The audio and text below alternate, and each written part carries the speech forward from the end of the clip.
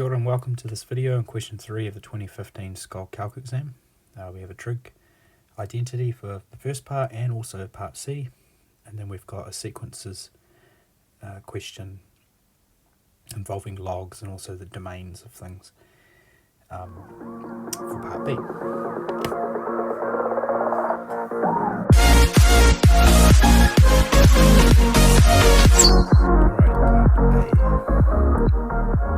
Z is a complex number with a modulus of 1, in other words Z is equal to cis theta, which in long form is cos theta plus I sine theta. Prove that Z to the n plus 1 over Z to the n is 2 cos n theta. Okay, so Z to the n is just cis theta to the n, and using de Moivre's theorem that's cis n theta, and writing that out in long form it's cos n theta plus I sine n theta. Z to the 1 over Z to the n is the same as Z to the minus n, which is cis theta to the minus n, and using the theorem again it's cis negative n theta. Writing that out in long form it's cos minus n theta plus I sine minus n theta. Cos is an even function, so the minus does nothing. Sine is an odd function, so we get minus I sine n theta if I take the minus out, kinda. You didn't really need to know that, because if you have cis n theta, all you need to know is cis minus n theta is the conjugate, because the angle, the argument, is just the negative of the first one. So because it's a conjugate, we go from a plus here to a minus there. Okay, so that means that the left hand side of the thing we're trying to prove, Z to the n plus 1 over Z to the n, is found by adding this one here with that one there, and when we add those, the imaginary parts disappear because they're conjugates, and we get 2 lots of cosine n theta, and that's the proof done. So that's the first part. And then it says, hence or otherwise prove that cos to the 6 theta is equal to that absolute monstrosity. It can be done using trig identities. So there's a double angle formula on the formula sheet. I'm just going to bring that one up. There's 3 double angle formulas for cosine.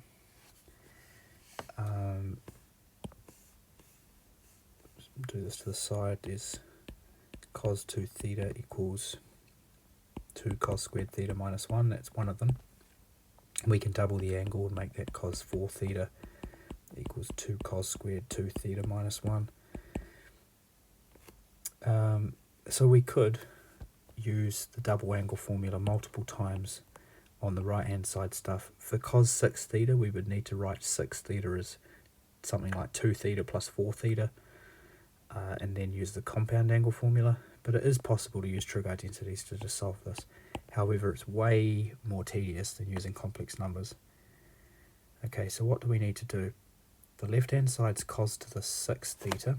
It could be tempting to start on the right hand side here, but actually it's easier to start on the left. Cos to the 6 theta. Using our identity that we've just proven, because of the fact it says hence or otherwise, if we make n 1, we've got cos of theta, and we have a 2 in the front, so we divide both sides by 2. We get z plus 1 over z, because n's 1, all divided by 2, powered by 6. Okay, so I've used my identity that I've proven to work out what cos theta is in terms of z, this complex number. Now 2 to the 6 is 64, so we can pull that out the front of the binomial, 1 over 64, and then we have this binomial expansion z plus 1 over z all to the power of 6. So we need Pascal's triangle to do that for us, which is on the formula sheet. but it's quite quick to write out. Gives you that little brain break that you need in the exam. Okay, so they're the coefficients that we want for this expansion. And we go 1 over 64 multiplied by the first thing to the power of 6, 6 times the first thing to the power of 5 times the second thing, 15 times the first thing to the power of 4 times the next thing squared, plus 20 times the first thing cubed times the next thing cubed, plus 15 times first thing squared times the next thing to the 4, plus 6 times the first thing times the last thing to the power of 5, plus the last thing to the 6. And it looks horrendous, but there's just a pattern to that and it's quite quick. Now what we need to recognize is that z to the 6 and 1 over z to the 6, they have the same coefficient, so we can put those in order: z to the 6 plus 1 over z to the 6. And then the next term that has the same coefficient, 6, that there is 6z to the 4, and that there is 6 over z to the 4. So I can write this as 6 z to the 4 plus 1 over z to the 4. And then the next term in, 15z squared, 15 over z squared.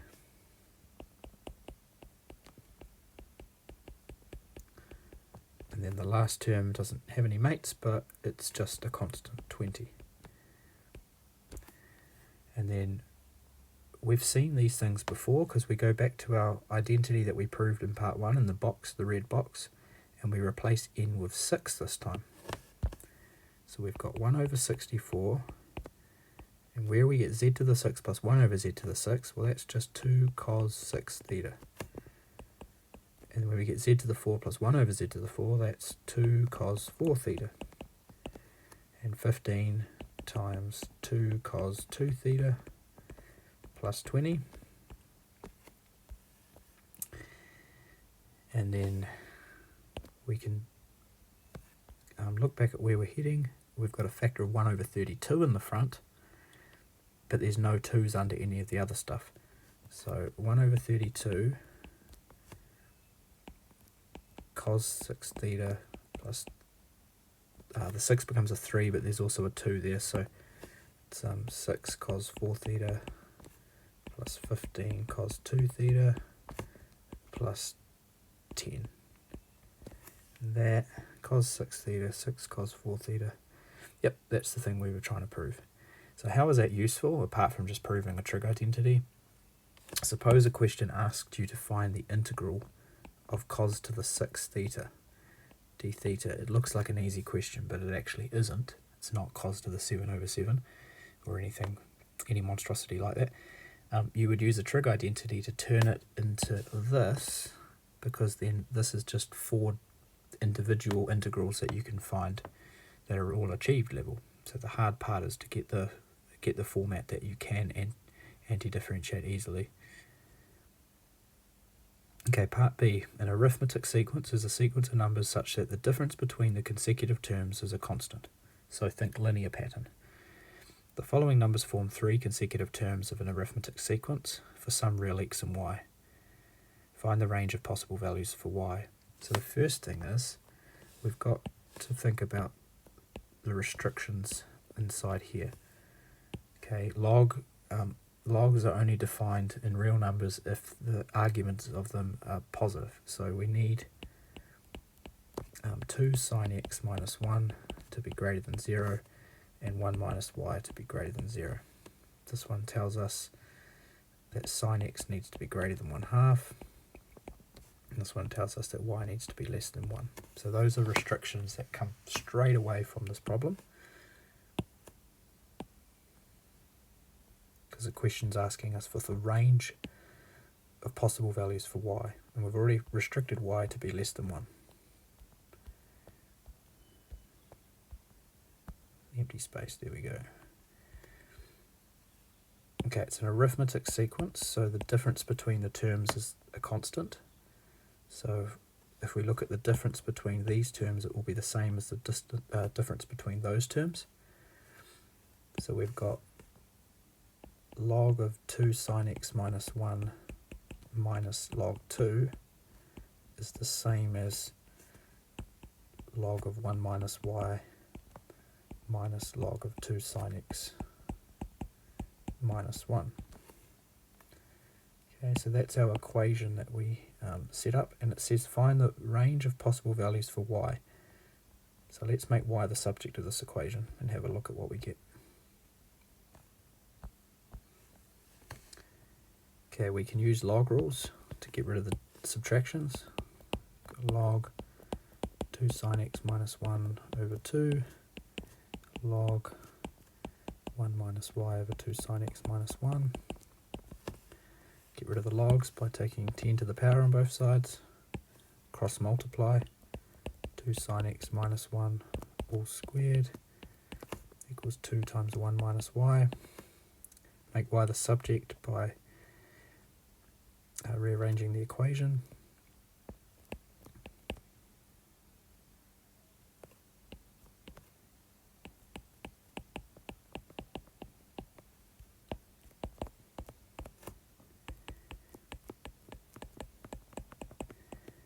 Now if you graph this on Desmos, it makes it easier to look at, but a graphics calculator as well would be good.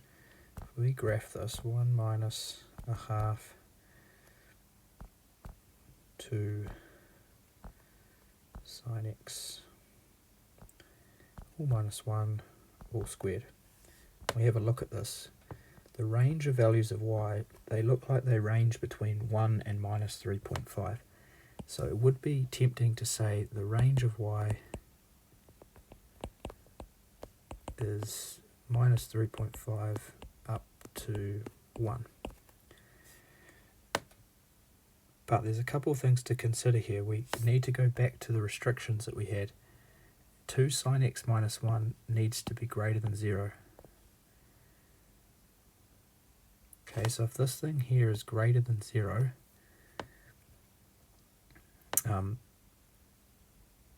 if it was 0, so if 2 sine x minus 1 equaled 0, then our y value would be 1 minus a half times 0, so 1. So what that's telling us is that y can't equal 1. Okay, y can't equal 1. It's not possible, because if y equaled 1, well, we already know that y is less than 1. But if y was equal to 1, that would mean that 2 sine x minus 1 is equal to 0, so we get the terms breaking in the sequence. So y has to be bigger than 1. And the other thing is, sorry, y has to be less than 1. It can't be equal to 1. And the other thing is that we're taking away a positive quantity here. So the upper limit for y has to be 1, because it's going to be 1 minus something that's positive. Okay, and how do we get the minus 3.5? Is that possible to obtain? The other thing to note is that sine x, the biggest that sine x can be is 1. So the biggest that 2 sine x can be is 2, and then 2 minus 1 is 1. So we get if 2 sine x minus 1, let's have a look at that.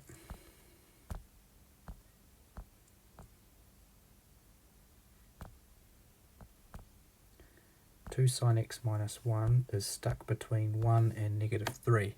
So if 2 sine x minus 1 is equal to 1, which is our biggest value, then we'll get y equals 1 minus a half times 1 squared, which is 1 minus a half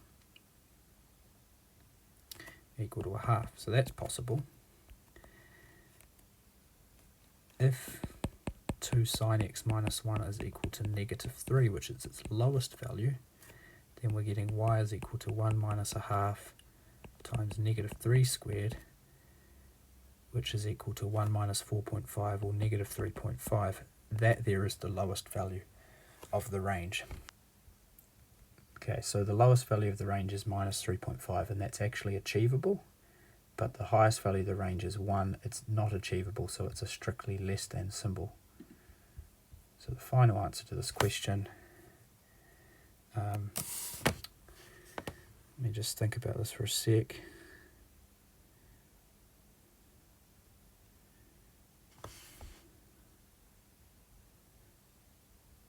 Oh, no, but we said, we said that 2 sine x minus 1 had to be bigger than 0. So it's not possible to get this, that doesn't work. So 2 sine x minus 1 equals 0 is the lowest it will go. So we're going from 1 to a half. That's wrong. A little bit of a trick question there. So therefore the range is between half inclusive up to 1 exclusive. And if we got to this step here where we had y in terms of x and we looked at that graph, we're getting the upper limits there, except it's not equal to, and the bottom limit's actually wrong because of the fact that 2 sine x minus 1 had to be greater than 0. So what I can do on this graph here, which I don't think you can do on graphics calculators, is I can put a restriction on it. I can go 2 sine x minus 1 has to be greater than 0, and then only draws portions of the graph that are valid, and those portions have a lowest value of a half and a highest value of 1. Cool. Last part C, a beast of a trig identity. We haven't seen one this intense for a while in scholarship. I'm going to start on the left hand side because there's more to do on it, which I guess contradicts what I did in question 1 where I started on the left hand side when it looked really simple. Okay. 4 cos squared 2x minus 4 cos squared x. I don't know what I'm going to try with the numerator yet, but the denominator has a whole heap of messy stuff in there that is unnecessary. So if I just have a look at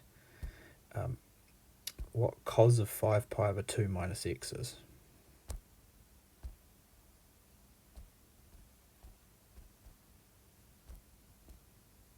Easily done this on the graphics calculator. Cos of 5 pi over 2 minus x is just the sine graph.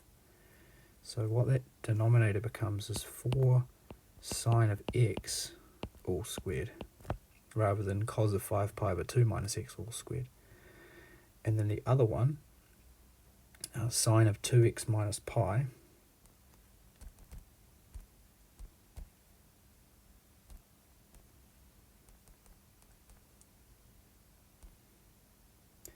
I've just made this problem look scary to throw off people, but working at the scholarship level, you should be adaptable. Sine of 2 times x minus pi, I've got to get the brackets in the right place, is that, and that there is just the sine of 2x. So the shift does nothing, because it's shifting across pi, which is the period of that graph. If there's a 2 there, it's got a frequency of 2. So sine of 2x is exactly the same graph. So we can get rid of the shift. We've got minus sine of 2x all squared. Okay, so that tidies it up a little bit. The other thing to note is the right hand side has got double angles. Okay, and we've got some double angles in our expression, which is cool. We've got to get the other ones into double angles.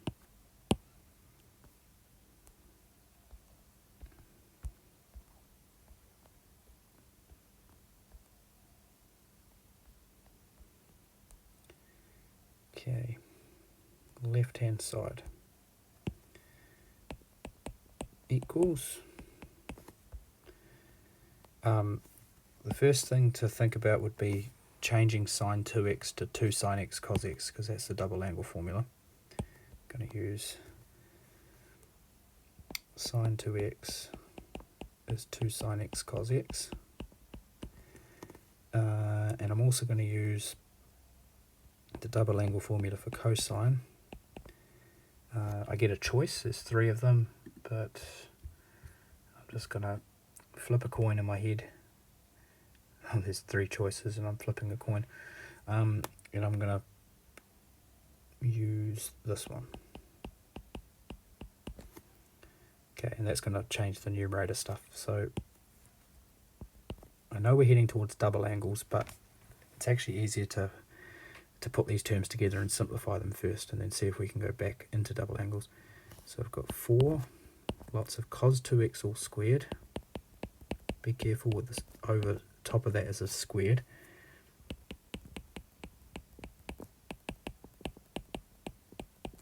And the denominator, I don't change many things at a time in these identities because I can easily go past the answer. 4 sine squared x minus 2 sine x cos x all squared. Expand out that numerator. 4 times 1 minus 4 sine squared plus 4 sine to the 4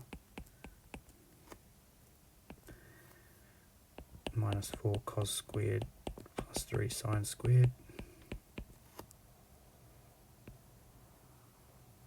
I'm all in sine squareds in that numerator actually, so changing the cos squared to 1 minus sine squared would be useful. That's using cos squared x plus sine squared x equals 1. So I can change that cos squared x into 1 minus sine squared x.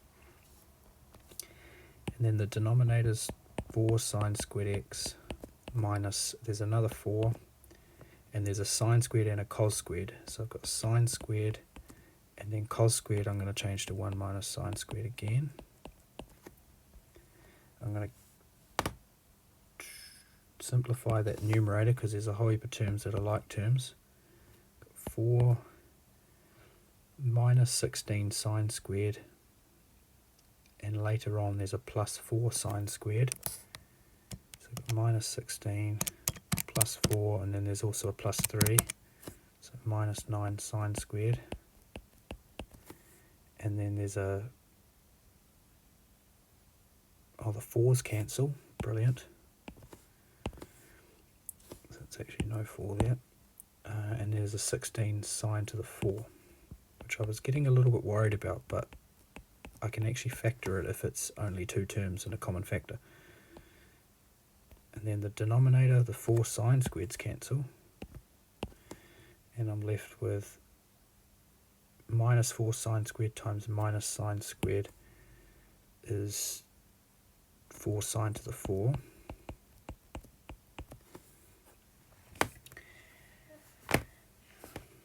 Okay, now if you think you've simplified something like too far and you may have made a mistake, one of the things you can do, and I'm just going to show you this like as a good thing to do in exams if you think you're wrong, is type in the right hand side that we're aiming for. It takes a little bit of time, but it's definitely worth it if you're trying to find an error. And then divide it by that other thing, 2 cos 2x minus 1.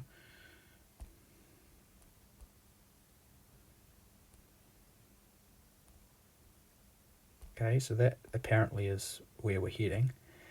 And then we go to the expression that we've currently got, and we type that in. Actually, I'm going to go one more step because I can see that this simplifies. We can factor out a sine squared out of the top.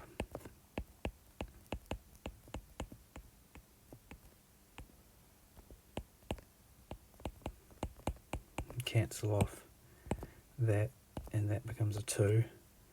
So I reckon that 16 sine squared minus 9 all over 4 sine squared, like I think that's the answer to the problem. So let's type that in and see if we get the same function.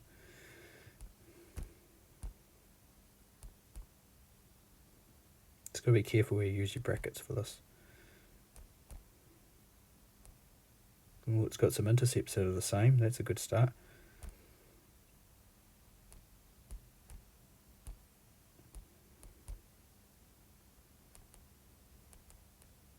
down in the denominator. Hallelujah. So we're good. We're good to go. So there's no mistakes. It's actually simplified quite a lot. And now we need to get it into the format that involve the double angles. So let's go back. Where are we heading? 8 cos 2x plus 1. Heading for 8 cos 2x plus 1 over 2 cos 2x. What was it? Cos 2x minus 1. Okay, so we need to bring the double angle formulas back in, and we use the sine squared double angle formula that I used earlier, which is cos 2x equals 1 minus 2 sine squared x, or sine squared x is equal to 1 minus cos 2x all over 2. So wherever there's a sine squared, I'm going to replace it with that. Actually, wherever there's a 2 sine squared x, so I don't get fractions, I'm going to replace 2 sine squared x. So, got 8 multiplied by 2 sine squared x minus 9 all over 4 sine squared, which is 2 times 2 sine squared x. Okay, the numerator, I get 8 minus 9 is negative 1 minus 8 cos 2x all over 2 times 1 minus cos 2x, and then if I times both the top and the bottom by negative 1, then it flips the stuff around and I get 1 plus 8 cos 2x all over 2 times cos 2x minus 1. And I'm done. What a nice problem. In fact, the problem, a couple of identities were used over and over again, but that first step, realizing that the shifts in those expressions in that denominator, that the stuff that was down here was just there to complicate things, and we could tidy it up first, and then the problem, we were away laughing from there on in. Alright, catch you in the next video.